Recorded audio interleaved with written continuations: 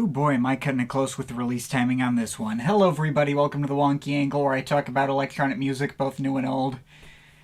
And today, I'm talking about the new soundtrack compilation, or album, or whatever, from the Thumpmonks, Submachine Complete.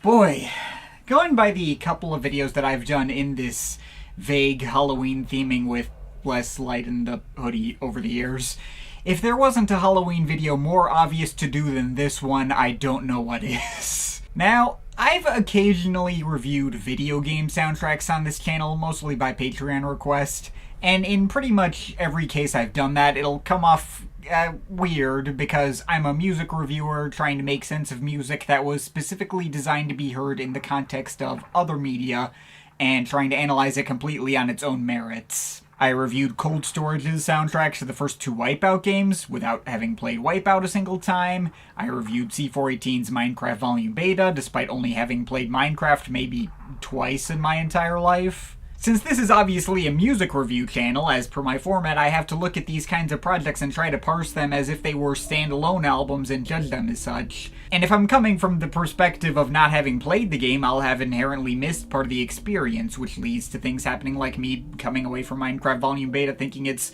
only very good if frustratingly messy and overstuffed as a standalone album, despite being such a giant, near-universal nostalgia button for so many other people slightly younger than me. But now the day has finally come where I'm on the opposite side of that coin.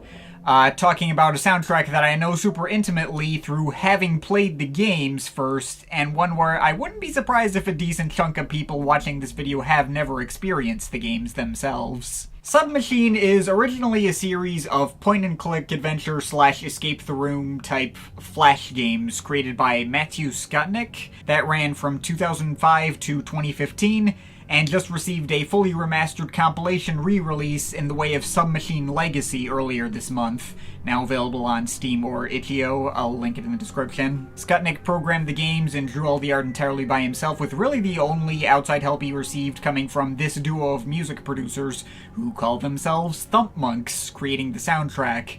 Real names, I believe, Brian Gaucher and Max Hisu. Sorry for butchered pronunciations for any of them, as per usual. These games aren't the most well-known, especially nowadays, what with, Flash being dead, but way back in the height of the Flash game era, they won Skutnik a super dedicated cult following pretty much overnight.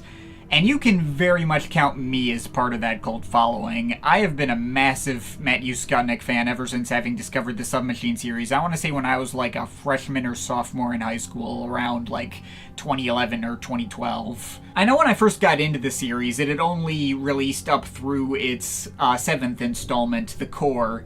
I randomly saw someone playing one of the games on a computer at a summer camp I was at, visiting the old submachineworld.com website, which does not exist anymore. Don't try to visit it. When I got home and got the chance to look into the games myself, I was absolutely mind-blown by what I found. What started out so simple, like a quick little 5-minute adventure where you're stuck in a basement of some kind, without any context as to why you might be there or what's going on, without the slightest hint of human connection, aside from a bizarre note written by some guy talking about having lost his arm and having gained a third karma arm somehow. And I could not have possibly imagined the levels to which the story escalates from there, how many literal layers it has to it. Told entirely through the environments and the locations you find yourself exploring through, only ever hearing from other humans through the notes they leave behind. I remember all the days I spent with one real-life friend of mine theorizing about all the various nuances of this series and its unfathomably vast underground universe, what all these notes mean, what are all these strange things happening. And even though the series eventually ended with its 10th installment, The Exit, in 2015, it was about as perfect an ending as I could have hoped for, both feeling like a narratively fulfilling culmination of everything the series had introduced and tying all of it together, but also one that made sure not to over-explain things and still possibly leave things up to interpretation, staying true to what the series was all about. I was so entranced by the world created in these games that I kept playing and replaying them over and over and over all the way up through present day. I still come back to replay through the whole series in its entirety, including spin-offs, like at least 2 or 3 times a year. because that heavily isolated mechanical environment created by all of them was just so damn cool, so immersive, so intriguing, and horrifying at the same time. I cannot understate how life-defining and taste-defining this series has been over the past decade plus.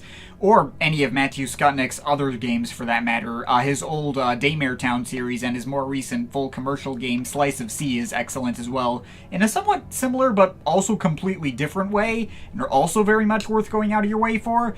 Not even get into like the Covert Front series or all the other dozens of Flash games he worked on with his friends and released under the Pastel Games umbrella, which are now mostly lost to time, but I digress. Submachine still continues to stand as Skutnick's most popular work, and I think a big key part of what's kept this whole series holding up as such an enduring classic as it has is, of course, Thumpmonks' soundtrack to the games. Thumpmonks technically didn't compose the soundtrack to every game in the series.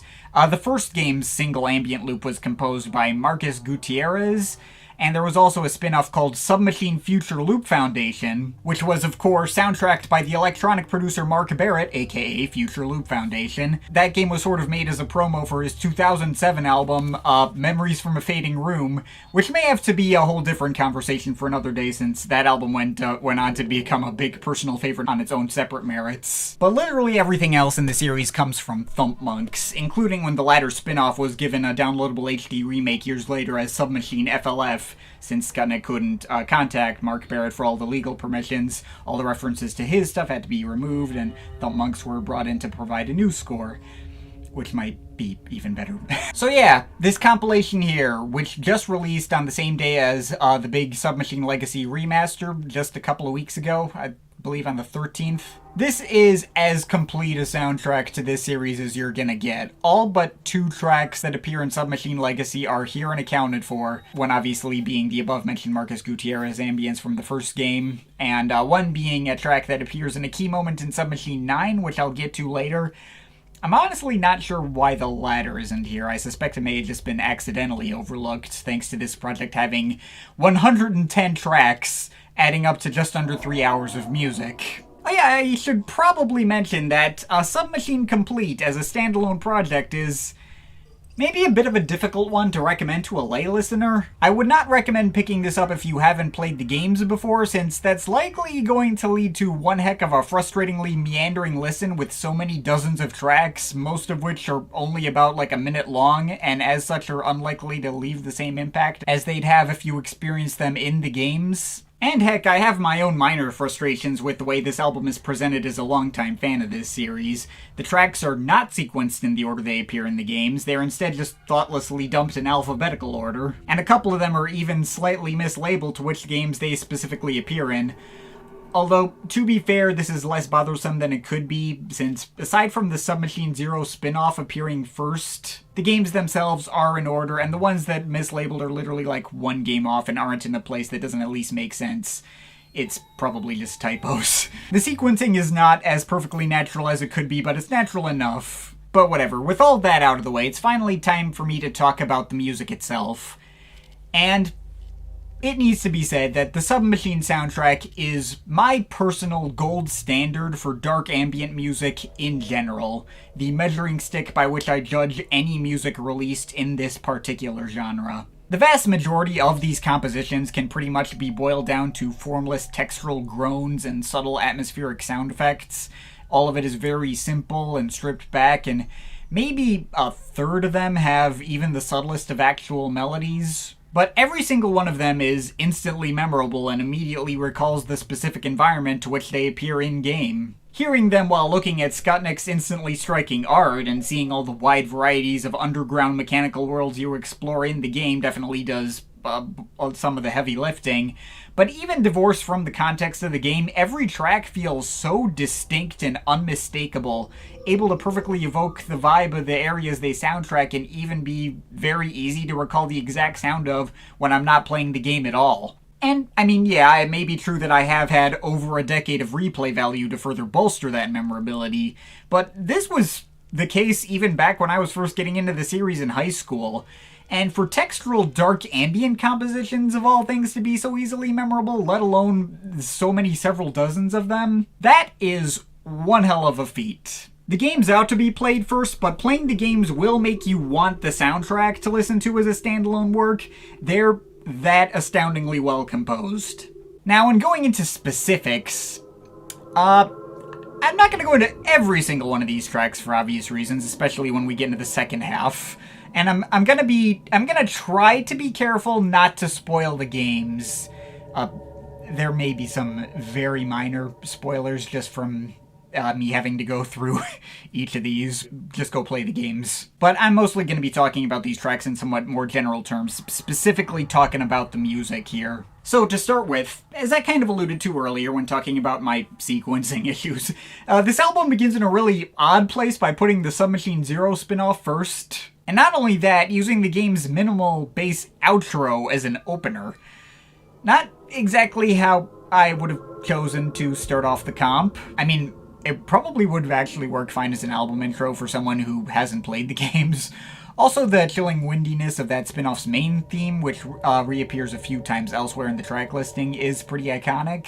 Personally, whenever I replay the games, I always play the 3 spin-offs in between Submachine 4 and 5, since there's like a logical break in the story where it could make sense to place them. And there's also the track labeled S00 Ruin/Lighthouse, which does not appear in said spin-off. That is instead from Submachine 2 The Lighthouse. That should be labeled SO2, not SOO. However, I am okay with that track appearing this early in the compilation, since it's literally the first track I think of when I think about the Submachine series. In fact, I wouldn't have minded moving it up one spot in the track listing, since for anyone playing the original Flash games, that will have been the very first Thumpmonks track they ever heard, and if I'm not mistaken, this was also the first track that Thumpmonks composed for the series. The Lighthouse theme is just such an effective tone setter for the entire ethos of what this series is all about.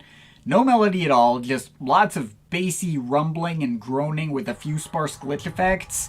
It feels so empty and foreboding and imposing, creating a subspace that feels both expansive and spacious, but also claustrophobic at the same time. Fitting for this lighthouse that's literally been buried underground. That's classic Submachine for you, and that's one of the normal areas in the series. And the version included on this album even extends that track out to 5.5 minutes when we originally would only hear the first minute of it on loop, so that's a nice bonus. I mean, the only more fitting opener would have been the Submachine 1 theme, which they obviously couldn't include. Like, that theme is a lot more simplistic, and with more of an unassuming wailing melody fitting perfectly for the smaller scale of that initial chapter, only slightly hinting at the massive scale of the adventure for the rest of the series will take you on.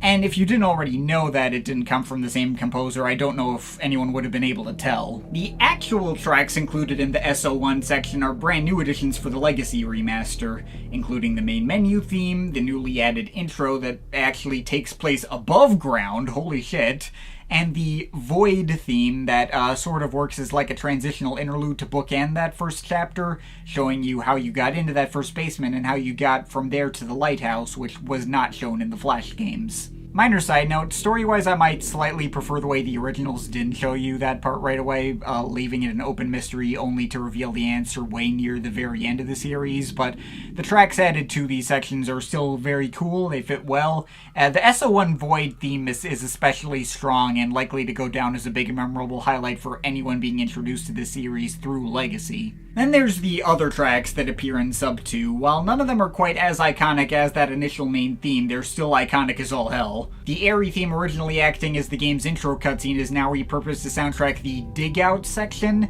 the surprisingly iconic sewer ambience, which is nothing than lots of dripping water sound effects and yet is still so easy to recognize from a distance. And the actual track SO2 Lighthouse, which soundtracks the upper part of the lighthouse.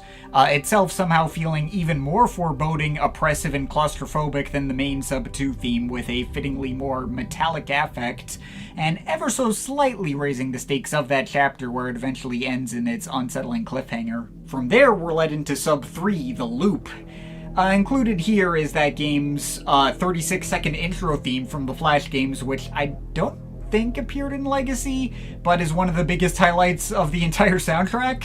It sounds absolutely nothing like anything else in the entire series. It's almost this kind of like techno / drum and bass cut with all this super distorted electric bass and buzzing synth melodies. It has this loud and propulsive groove that you might hear out of a band like The Prodigy or The Crystal Method or something. It sticks out like a sore thumb, but is completely kick-ass for it. And as for the actual main theme for this chapter, I know I've already used the word iconic a lot, but there's really no better word for this composition either, and yet it also works in such a completely different way from the previous themes, fitting for how the loop is such a different, much more actually machine-like environment from either the basement or the lighthouse. A single, entirely metallic room that loops infinitely in 4 directions. But it's also, like, way higher stakes than the previous 2 chapters as well. In the original Flash game, it's possible to end the game by falling into infinity and dying of dehydration. You might be able to tell why this was a Halloween video.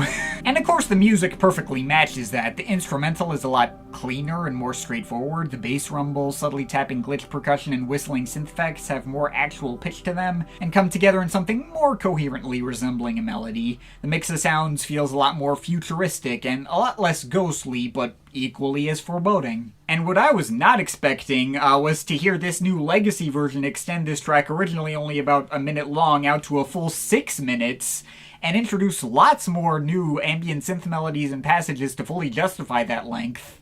Some of the new parts of this track can almost even feel comforting and positive, which I really didn't think I was going to be saying. I'm not entirely sure if that's such a good fit for what the loop is, but it never stays that way for long, and there's other parts that sort of like glitch and stretch out the synth riffs from the original loop, which can make those parts even more unnerving. It's one heck of a cool piece in either case. Next up, Sub 4, The Lab. Gonna try to speed things up a little more going from here. Now, Sub 4 is one of my favorite installments in the series for being one of the biggest and most complex, though a lot of the soundtrack to this chapter is just slightly altered reprises of tracks from previous installments in the series, so I can kinda gloss over a lot of it. I'm not sure why the slightly remixed loop theme from this chapter is labeled as SO4 Main here. That plays for one area with one puzzle in that game kinda more off to the side, and is not at all what I would call a main theme for this game, but hey, it's the loop theme in a form much closer to how it appeared in the original Flash version, and maintaining that much more sinister edge it used to have. The real most iconic theme that should have been labeled as Sub 4's main theme is instead labeled SO5 Lab here. I guess that theme does also appear in Sub 5, so that's technically not mislabeled, but still, come on now. The lab theme is very short. It's just a repeating 30-second loop of some filtered synth pads that alter between 2 sparse chords and kinda end on an unresolved note, which definitely furthers that feeling like you're in a proper scientific laboratory, and it never gets old no matter how long I hear it on repeat. The kind of theme that leaves you wondering whether you're the one doing the testing or the one being tested on. The other new ones are the attic, rooftop, and ship themes. Don't have much to say about those, though as per usual, they all fit well for their respective parts of the game. The ship is all bass, and that's cool, although it is mislabeled as part of Sub 5 here, and it does not appear in that game. But on that note, Sub 5, The Root. 3 new tracks on this one, and 2 of them are called SO5 Main. Oh, come on. The second one, called SO5 Main, is the mislabeled one. That one's kind of more the area outside the main route. It's nothing but blowing wind effects. But the first one is the real main course from this game. It's super simple theme once again, just a single repeating bass rumble with some fuzzy glitch effects around the side. Not unlike the Lighthouse theme, but even more straightforward and repetitive.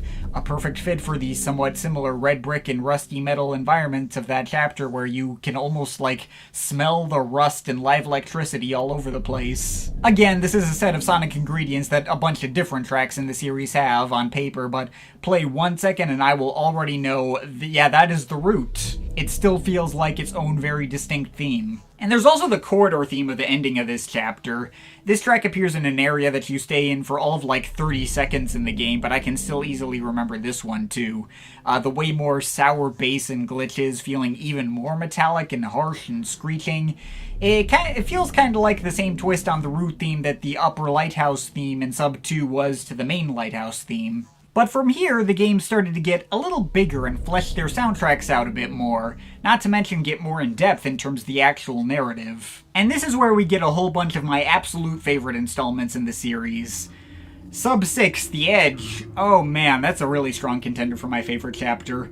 You really gotta experience that one to get the full depth of why it sticks out to me as much as it does, especially since the soundtracks to this chapter are somehow even more stripped back than the usual. Like, you start out on cliffs overlooking an endless black void, soundtracked by a single monolithic bass drone, here obviously labeled SO6 Void. You crawl through metal sewer-like tunnels backed by ambience that feels like that Void drone was given more definition and windy texture. That's SO6 Under. There's a big high-tech security base underscored by SO6 Structure, which feels much more eerily quiet, feeling really closed off from the rest of the world, but also really clean and polished, and creating a lot of really effective, unnerving tension through the near silence. Oh, and since this is a chapter where you do a lot of computer hacking, there's the theme for when you're actually doing that hacking and exploring, like, the data tunnels inside the computers, as depicted by SO6 System.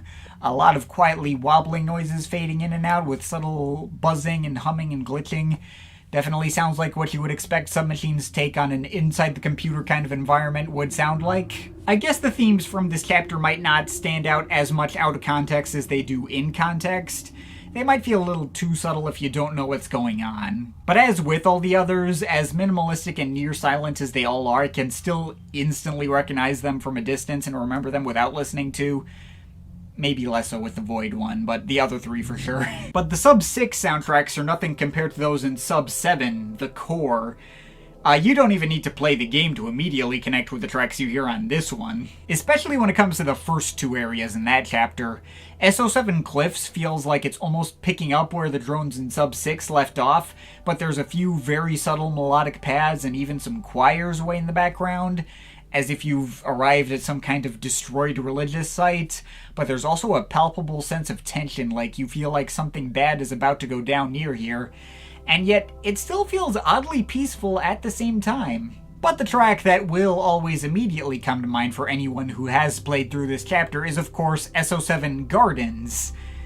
Never before has a Submachine ambience ever felt this openly peaceful and comforting. Its extremely stripped back pads of choirs and subtle ambient synths are almost like something you'd hear out of Stars the Lid. It's absolutely stunningly beautiful and makes the contrast of the incomplete scene you see in the parts where this track is playing all the more chilling. The other tracks from Sub 7 don't quite compare to those two, but they're still great too. When you walk into the area where SO7 Rotunda plays and hear all the melody from the previous area get physically sucked out of the air to be replaced with wobbling amelodic drones that seem to be glitching in and out of reality, that's low-key scary as shit. Another moment you're never gonna forget purely thanks to Thumpmonks sound design here. And SO7 Ship feels like it could be a sort of reimagining of the similarly themed Sub 4 track, made out of different ingredients with some crunchier percussive textures, and way more of a sense of unease, though that may just be furthered from the stuff that I remember reading around that area. Oh, and SO7 Out soundtrack's a secret location that kind of sounds like a variation on the Rotunda theme, but less memorable, I guess. Anyway, on to Sub 8, The Plan, and there's layers to this one, 7 of them to be exact. I'll admit that this chapter's soundtrack stands out less to me than those of the chapters immediately adjacent to it, but it is notable for the greater variety on display here. The themes for each layer have such a totally different feel from each other. Layer 1 feeling oddly warmer and more at ease despite the handful of fuzzy glitches around the edges. Layer 2 feeling much more chilling and empty. Layer 3 having a subtle and steady rhythmic pulse to it. Layer 4 feeling very dark, metallic, and hollow like steam hissing through sewer pipes. It is sewer pipes. Layer 5 feeling way more peaceful with some very sparse and mostly major key melodic plinks. Layer 6 feeling more subtly abrasive with its ambient pads having a lot more of a scraping metallic texture to them. And Layer 7 maybe feeling like a variation on Layer 4's theme with more organic bubbling melodic texture, like being dropped into a dark ambient pool of some kind. All really damn cool, as to be expected. All individually really easily identifiable and memorable, as to be expected. But then that brings us to Sub 9, The Temple. I'll drop any pretense here. Out of all the Submachine chapters, Sub 9 has easily my favorite soundtrack out of all of them, and it's not particularly close. And in fact, Sub 9's another contender for my favorite chapter thanks to its soundtrack alone. It is admittedly not really dark ambient anymore. It's by far the most traditionally musical and melodic out of all the soundtracks, but that's certainly not to say it's less foreboding as a result. Actually, it might be even more foreboding because you've gotten used to all the unfeeling machines in isolation, only to come across this place that seems to be bathed in very human sadness and death.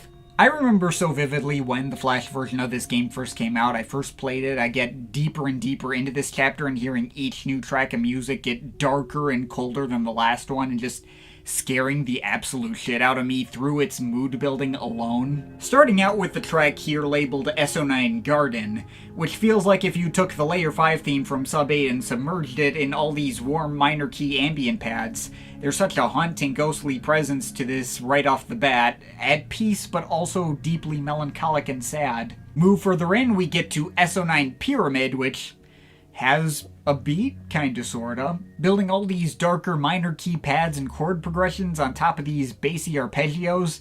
The area soundtracked by this track is all these brighter colors that almost feel unsubmachine. But as you get deeper and enter into the area soundtracked by SO9 Ruins, it almost feels like the temperature just immediately drops like 30 degrees. All the more rhythmic elements are gone. There is still some chord progressions, but now formed by shifting paths that blow in like a big draft and almost have like a subtly orchestral bend to them. It's so chilling it makes me want to put on a third jacket on top of this hoodie and the jacket under this. And if that wasn't chilling enough, here comes SO9 Temple, arguably the single most chilling track the entire Submachine series has ever seen. This feels even colder and more like the presence of death is directly hanging over you, primarily being driven by what sounds like filtered, fluttering church organ melodies.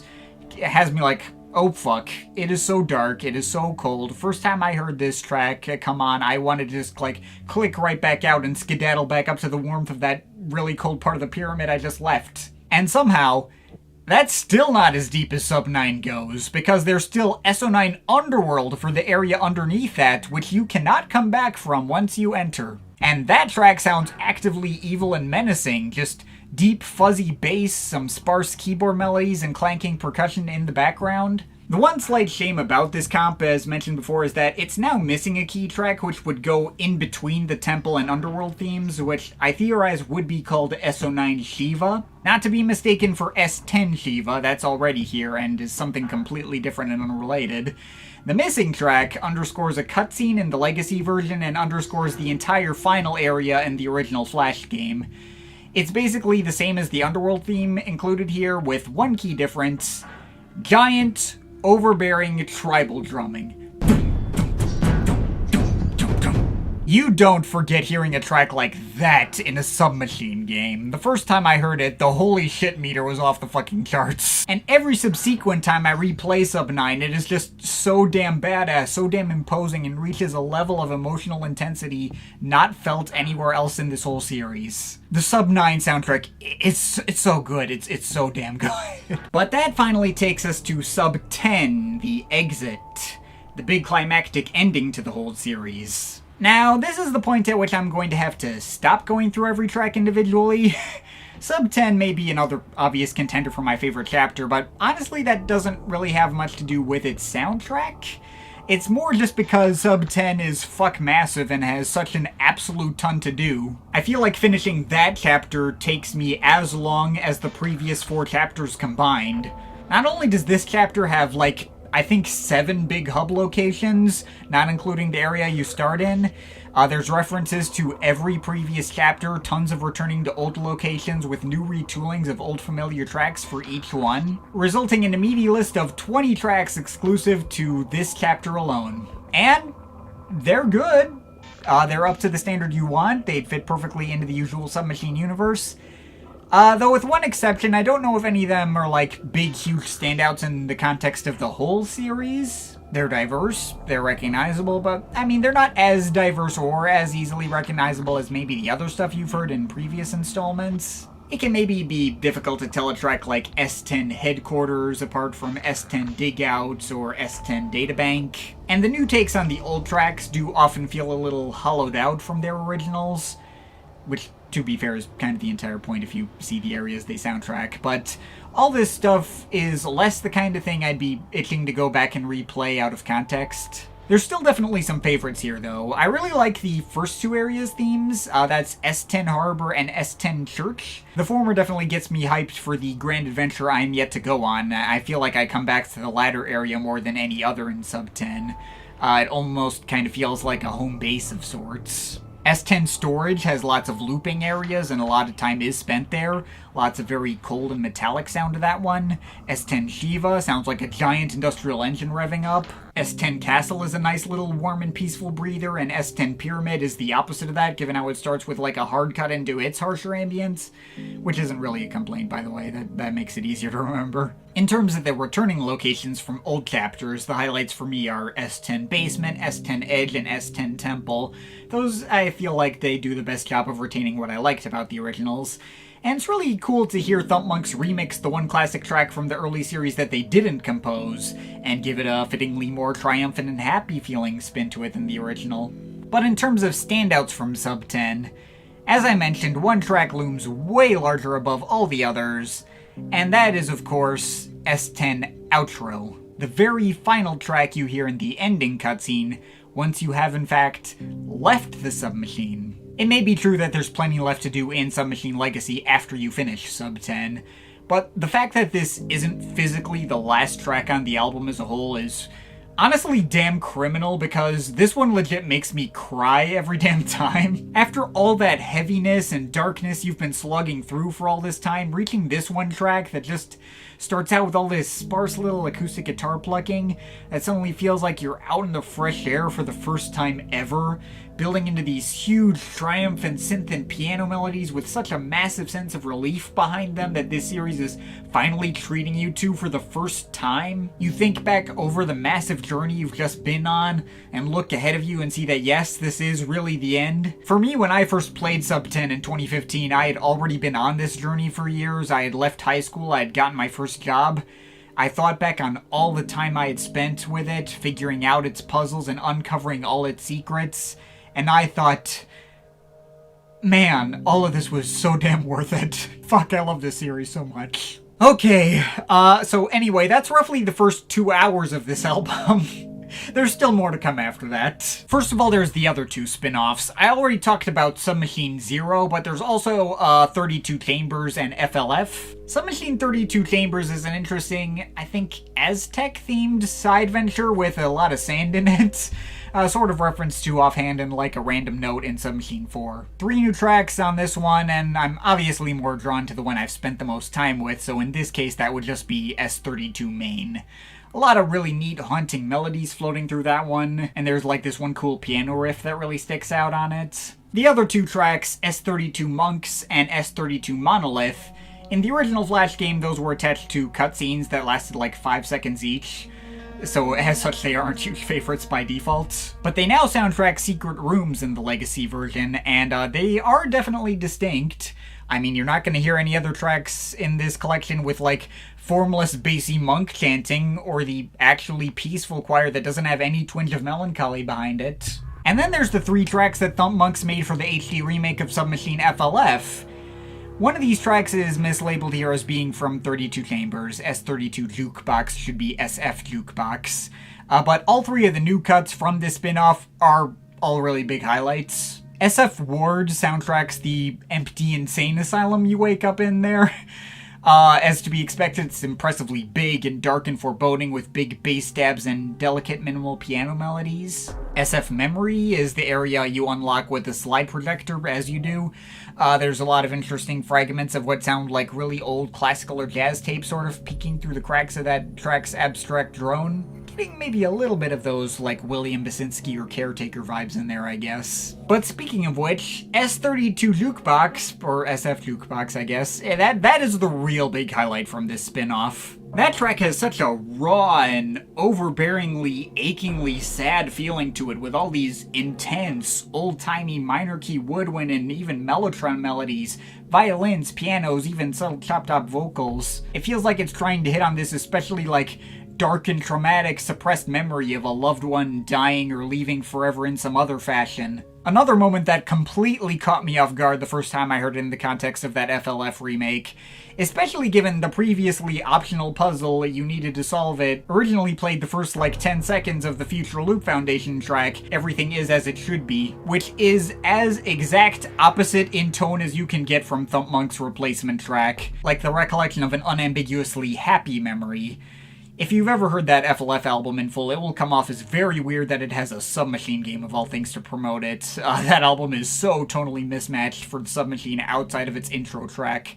But again, that's another video. Anyway, that leaves one last section of this album to talk about, the tracks labeled SN, of which there are 43 taking up the entire last 52 minutes of this project. These are tracks from the Submachine Universe spin-off, originally called Submachine Network Exploration Experience. I guess the N is for network then. And that was retooled into the Shattered Quadrant mission in the Legacy version. It basically showed Skutnik compiling together a gazillion different smaller locations that don't appear anywhere else, and he posted various fan theories that fans had posted on forums back in the old days, just showing up on various lengthy notes attached to the walls of these locations. Not in the remake, but in the Flash version. It's really cool, if, maybe kind of overwhelming and directionless. There's not really much of an overarching goal you're working towards there, so much as you're just finding more and more coordinates and portals to check out, and more new locations to further the lore and stuff. The Legacy version does have an ending, though the Flash version is just do whatever, I guess. Explore to your heart's content. And true to what Submachine Universe represents for the series as a whole, this section of the soundtrack album may as well just be entirely treated as bonus tracks. There's lots of cool stuff, but it's mostly all just supplemental, not necessarily essential listening. I think the only track in this section that I might consider essential, as the longtime fan of the Flash games that I am, would be SNBNS. In the Legacy version, this track appears in just one location off to the side. But in the Flash games, this was the Lucky Room track that appears in the rooms in Sub 4 and Sub 5, where you deposited all the little secret dots you found to get some creator commentary from Skutnik about his inspiration for those games. And that track always stuck out to me so much back when I was in high school because it's just such a nice, unassumingly pleasant and calming and positive tune that so heavily contrasted the tone of pretty much the entire rest of the soundtrack, but also didn't feel entirely out of place either. It's like the one Submachine track that actually acts as a mood brightener. This version is slightly improperly looped. It skips one beat, but I'm getting nitpicky there. Outside of that, again, all of this is cool. All of this furthers the usual Submachine mood. In terms of standouts, give me SN Distant. That one has some nice lighter melodic flares, which stick out quite a bit. Give me SN Mezzanine A and C. Those sound pretty cool and impressive. B just kind of bounced off me. Give me SN Proximity. That's got a lot of cool, plucking textures that sound like pitching the sounds of running your finger over comb bristles or something. I guess any of the SN Telemetry tracks are cool. I marked C as a highlight. They all have cool bleeps and bloops as per their titles, as do a number of other tracks that I haven't mentioned here. I guess give me SN Time Division A, nice foreboding melodic and subtle clock ticking. And I guess also give me SN Undead, a lot of cool empty windy ambience in that one. I feel like I heard that one a lot when playing through the whole Shattered Quadrant mission in Legacy. Outside of that, there's the 5 Remnant tracks, which I think are so titled because they don't appear in Legacy at all. They used to be little stingers that underscored specific cutscenes in the Flash games, usually their intros. There's a bunch of tracks that used to be the main menu themes in the Flash games, repurposed to become the background ambience for various Shattered Quadrant locations. There's a few alternate versions of tracks from the main games. And you know what? There is a single track in this section that I can highlight thanks to my actively not liking it at all. And that is SN Time Division B. That one is both very not fun to listen to and also kind of difficult to take seriously. It sounds like there's all these crashing metal sounds that sound like you just dropped something from a pulley from 10 feet up, which are so damn loud that they act as actual legit cheap horror movie jump scares, which this series has never once, like, even tried to do or rely on. And there's all these weird twanging noises in the mix as well, which brings to mind imagery of, like, a piano being dropped from a height in, like, a cartoon, and all, like, the wires breaking inside of it. That track might actually be bad. It gives me anxiety, and not in the fun way that Submachine usually does. Though the location it appears in is actually pretty cool otherwise. It's like this whole MC Escher-inspired area that probably deserves something better to soundtrack it. But hey, the one track that kills my vibe next to 109 others that otherwise effectively really sink me in is a pretty good track record. The rest of the SN section just, you know, kind of falls in the background, and the last track being a fragment like SN Void, it might be kind of anticlimax and abrupt. Again, wouldn't have minded at least a little more thought put into the sequencing, but it is what it is. I mean, still, at the end of the day, listening to this 3-hour album did not feel like 3 hours to me. There's way too much stuff in here that I hold so close to my heart and have for so many years for me to complain any more than that. Again, I feel like, given this album's lack of structuring, the overall length of it, and the shortness of the tracks, it might make this a difficult album to recommend to someone who's never played anything in the series. I mean, if you really want to hear it on its own, feel absolutely free to. It might still click with you anyway. But as with all video game soundtracks, it won't be the same as getting to hear these tracks looping in the background of the games themselves. Play the damn game, support Matthew Skotnick, the guy's a damn legend.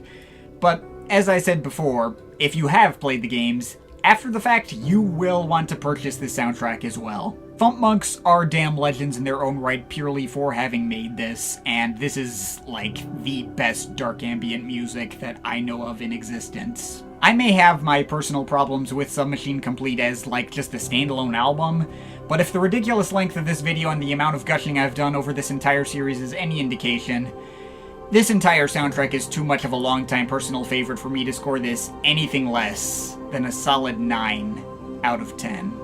But of course, this is just my opinion. You can feel free to disagree with it, but I'd like to hear your thoughts, so leave the comments in the comment thing down there. Shout out to my Patreon supporters, they're awesome people. You want to add yourself to that list, link to my Patreon is in the description.